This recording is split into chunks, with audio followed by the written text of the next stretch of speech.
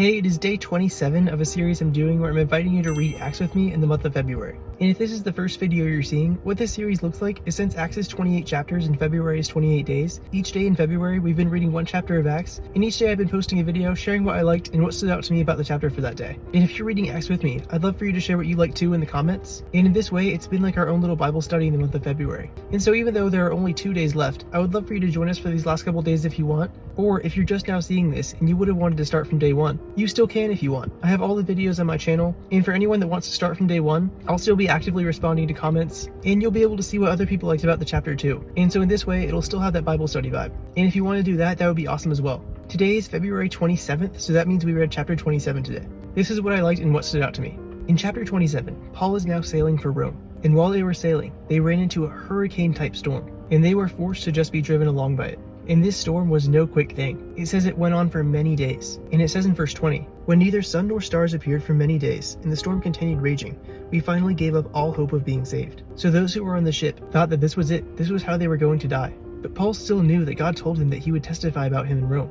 And while they're going through all of this, God confirms this again to Paul. As Paul says starting in verse 22, "But now I urge you to keep up your courage, because not one of you will be lost. Only the ship will be destroyed. Last night an angel of the God to whom I belong and whom I serve stood beside me and said, 'Do not be afraid, Paul.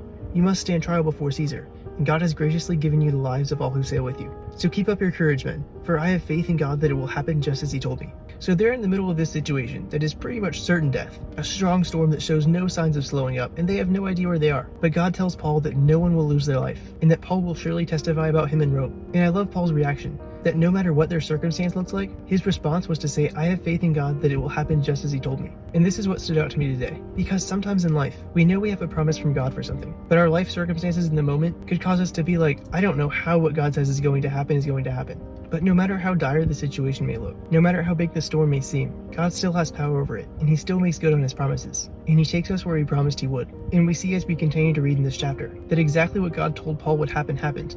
They came across some land, and while their ship did end up wrecking, every single person survived and got to the island safely. And so I encourage you today, don't lose hope, even if you feel like the people on this ship in the story, where they finally gave up all hope of being saved. Don't lose hope that God can come through in your situation and make good on his promises. He's the one who has power over the storm. And if he's made you a promise, I encourage you to have faith that it will happen just as he told you. And for all those who commented prayer requests at the beginning of this series, I can't help but think about those today as well. Let's keep praying, keep believing, and have hope and faith that God will come through. Thanks so much for joining me for day 27 today. I'll see you tomorrow for the final day of this series, day 28, where we'll look at chapter 28 and finish the book of Acts.